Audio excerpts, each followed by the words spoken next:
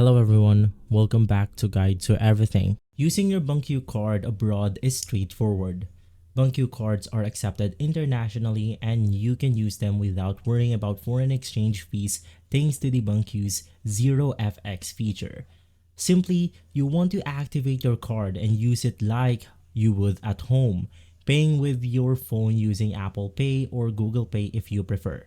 Bunq also offers features like holiday mode in the application display, balance, and transactions in the local currency.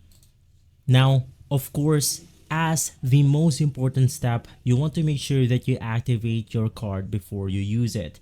Ensure that your card is activated before your trip. You can do this through the Bunq application. And as my last step, you want to consider using Apple Pay or Google Pay if you prefer. You can add your Bunq card to digital wallet and make contactless payments with your phone or smartwatch according to the Bunq website.